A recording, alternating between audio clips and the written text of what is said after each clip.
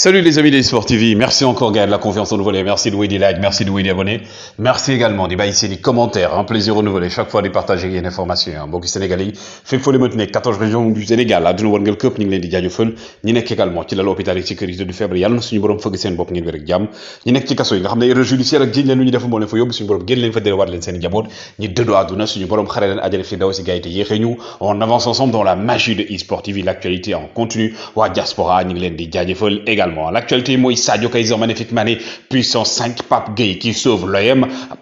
plutôt Abdou Diallo donc c'est fait au niveau de RB Leipzig Mory Diaw qui s'illustre également gars yi loolu la ñuy waxtaane mais également Erling Braut Haaland qui fait sauter comme on le dit le verrou du côté de la Premier League mais d'abord ki nga xam ne nag moom mooy donc Bouli Junior Sambou signé na du côté donc du Wydad Casablanca moom nag waa Jaraaf de Dakar remercié nañ ko gannaaw bi nga xam ne nag moom def na li nga xam mooy parcours am jël meilleur buteur ci championnat bi Bouli Junior Sambou qui a affiché ses objectifs avec son club nga xam ne tey lañ ko doon présenté. Pendant ce temps également qui dit Alassane Ouattara président de la Côte d'Ivoire il a envoyé un message de soutien benn bataaxal daal di koy jagleel ki nga xam ne nag mooy Sébastien Haller par rapport ak jàngoro bi ko dal di ko soutenir di ko woon également Côte d'Ivoire yi ba ngi ci ginnaaw parce que c'est un fils de la Côte d'Ivoire mais surtout c'est un fils de l'Afrique Sébastien Haller ñu koy wax yàlla na wér ak jàmm ak bépp doomu aadama bu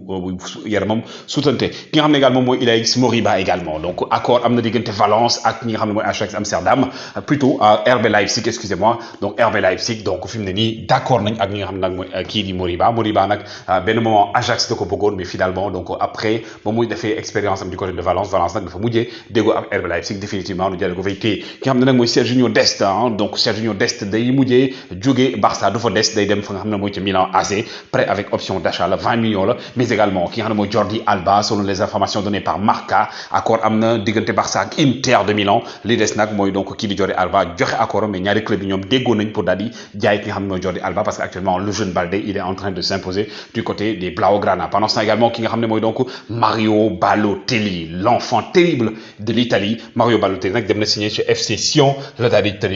signé moom mi nga xam ne nag dafa jote entraîneur fi nga xam ne mooy donc ca club am de Turquie tax mu jóge fa dem du côté de la Suisse ki ngeen gis ne également il n'est plus à présenter donc l'international ivoirien Fofana également le capitaine de Lens moom nag prolongé na contrat am ba 2025 plutôt le prolongé contrat am ba 2025 gannaaw bi nga xamee ne nag club yu bëri ñu ngi woon ci ginnaawam pendant ce temps du côté de la Série A Scudetto waa Juventus ñoo dóor Spezia donc li nga xam ne mooy donc 2-0 kii nag di Vlahovic ak Milik premier match am moom moo daal di dugal Nantes Lecce dañoo tembo donc comme ni ngeen ko gisee gars yi mais aussi Manchester City Nottingham Forest le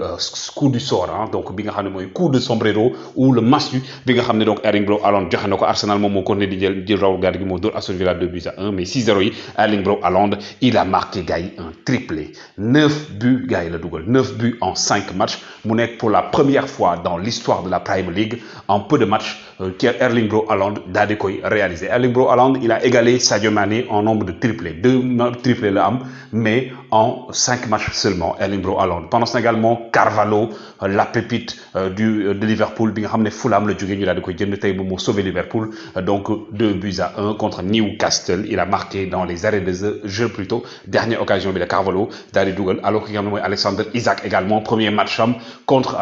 Liverpool avec Newcastle mi ko signé le contrat mu nekk la recrue la plus chère de l'histoire de Newcastle moo dugal premier but bi Alexander Isak donc il a marqué un but pour donc permettre aussi Newcastle daal di mener mais Firmino ak ñi nga xam ne donc moom mooy donc Carvalho ñoo jox victoire bi pendant ce temps aussi West Ham dafa tembo ak ñi nga xam ne mooy Tottenham bu ñoom kii di Pape Matar Sarr donc ki nga xam ne également mooy Thilo Kehrer moo dugal contre son camp premier match dafa am li nga xam ne dafa créé penalty deuxième match mu dugal contre son camp pendant ce temps Abdou Diallo gars yi la bonne nouvelle c'est fait Abdou Diallo suba lay def inchallah rabbi le jeudi lay def visite médicale am du côté du RB Leipzig pour signer donc son contrat prêt avec option d'achat donc ki nga xam ne mooy Abdou Diallo donc il va rejoindre le RB Leipzig de Babacar Ndiaye ce qui est une très très bonne nouvelle Abdou Diallo bi nga xam ne aujourd'hui il avait besoin de temps de jeu moom clairement dès le début da waxoon waa Paris Saint-Germain dama bëgg am temps de jeu et je pense que par rapport ak Idrissa Gana Gueye lui il a fait un très bon choix parce que RB Leipzig déjà dañuy jouer Ligue des Champions d'habitude dañuy dem sax deuxième tour et je pense que temps de jeu bi dina conséquent par rapport ak loolu le Paris Saint-Germain la vie en rose Paris Saint-Germain moo door tey Toulouse 3-0 donc ñetti buts yi nga xam ne nag kii di Neymar Mbappé ak également ki nga xam ne mooy seen donc moo nekkoon seen nit titulaire donc ñëw actuellement léegi nag ki nga xam ne mooy Nuno Mendes daal di koy yóbbu li nga xam ne mooy banc donc ki nga xam ne mooy donc Neymar dugal donc son 109e but en 150 matchs mu égalé record de but bu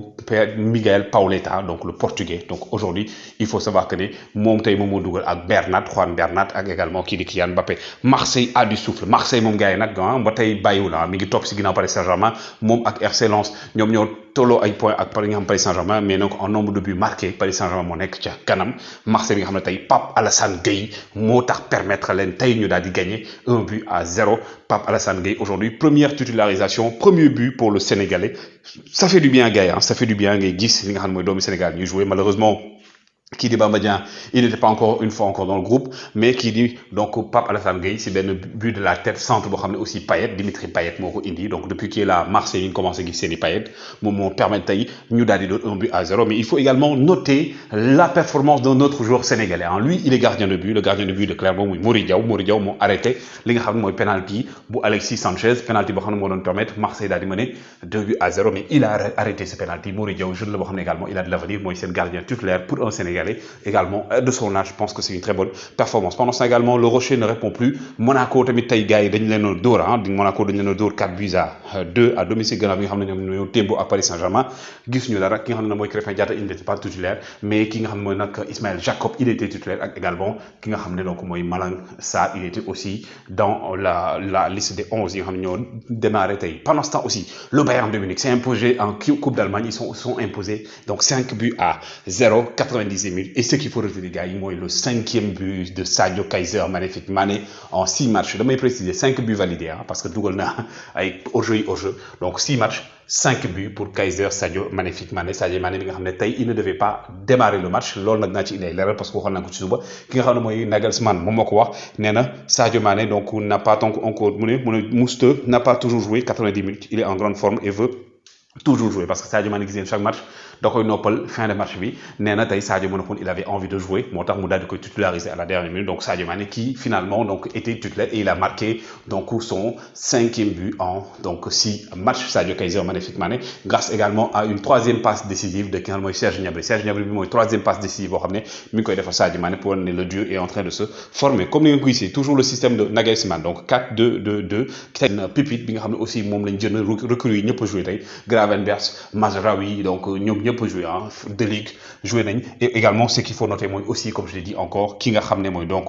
Thomas Müller aujourd'hui qui a égalé le record de ki nga xam ne mooy donc Oliver Kahn avant match bi il était à 631 matchs tey mu joué nekk à 632 matchs donc avec Oliver Kahn qui leen jur des Sepp Maier moo leen jur ba léegi moom mi ngi si 689 matchs donc l'histoire est en train de s'écrire avec ki nga xam ne mooy Thomas Müller Mathys Tel comme je l'ai dit lui il a marqué Mathys Tel donc le joueur bi nga xam ne France la jógee ñu daal di koy jaay ñi nga xam ne mooy donc Bayern de Munich moom tey il a marqué premier match am la première titularisation donc pas premier match am mais première titularisation mu dugal premier but am Gravenberch également première titularisation mu dugal premier but moom sax la ñu daal di tabb def ko mu nekk homme du match Gravenberch donc je pense que ça c'est une très très bonne chose pour également l'équipe de Bayern de Munich bi nga xam ne gars yi bi ñu wax ci ñoom mais ils sont en train de se préparer et équipe bi aussi attention bu ñu régler seen problème défensif autre chose Goretzka aussi qui est de retour le grand retour du côté de Bayern de Munich supporter Bayern de Munich moom kii lañ bëggoon muy gaaw a wér parce que c'est un élément indispensable dans leur milieu de terrain Goretzka mu joué tey également premier match am donc double but je pense que ne moom wax na ko sax après match bi nee na c'était difficile par rapport ak reprise bi et tout tey ki nga waxoon naa ko ci suba kii di kii mu tuuti Nagelsmann dafa ne woon da koy jox temps de jeu un peu pour mu jouer gars yi loolu et ne pas oublier aussi ki nga xam ne mooy Habib Diallo tey moom permettre li nga xam ne mooy Strasbourg daal di témbo en Nantes 1 but partout Habib Diallo qui a encore marqué lui il est en forme gars yi c'était des informations que je voulais vous donner joxe leen seen xalaat ci performance de ñoom Lions yi Sadio Mané Pape Alassane Gueye Habib Diallo Mory Diaw entre autres gars yi et aussi la performance de Erling Braut Haaland et aussi du Paris Saint-Germain et Marseille Pape Alassane Gueye aussi wala di like wala di abonné jaa ngeen jëf